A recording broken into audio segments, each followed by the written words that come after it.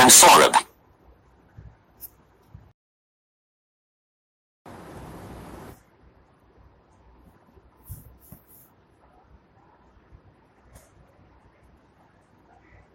Today we will have a look at the case of Addanki, Narayanappa and versus Bhaskara and 13 others under the Indian Partnership Act 1932.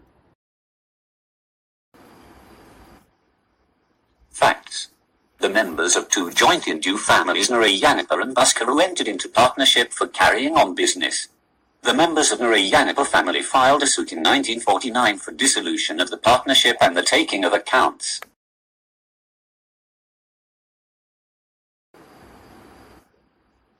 The members of Bhaskara family raised the defense that the partnership was dissolved way earlier in 1936 and that accounts were then settled between the two families. They relied upon an unregistered document which showed that the partnership had come to an end. Contentions. Appellant plaintiff. Since the partnership assets included immovable property and the document recorded the relinquishment by the members of Apt's family of their interest in those assets, the document was compulsorily registerable under S. 171C of the Registration Act, 1908. And as it was not registered, it was inadmissible as evidence to prove the dissolution as well as the settlement of accounts. Respondent defendant. 1. There is no cause of action as the entire claim is infructuous. 2. The suit was time-barred.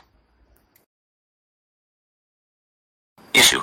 Whether the interest of a partner in partnership assets comprising of movable as well as immovable property should be treated as movable or immovable property for the purposes of Section 171 of the Registration Act, 1908.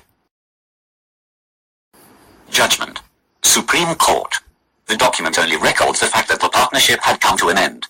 It cannot be said to convey any immovable property by a partner to another, expressly or by necessary implication, nor is there any express reference to any immovable property, except the recital of a fact which had taken place earlier. Therefore, the unregistered deed of release by one family of its share in the partnership was admissible in evidence, even though the partnership owned immovable property. Law points. The interest of a partner in partnership assets comprising of movable as well as immovable property should be treated only as movable property.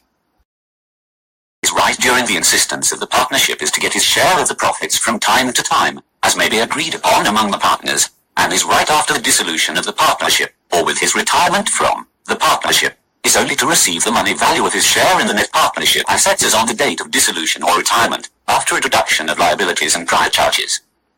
Property of the firm, under S.14 of the Act, means that the partners are the joint owners and there is no individual ownership over the partner. Whatever at the commencement of the partnership is thrown at the common stock and in the course of time has been owned by the partnership belongs to the firm, unless contrary has been proven.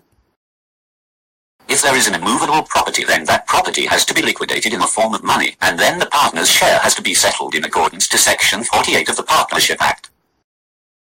That's all for today. Thank you. See you next time. Created using Powtoon.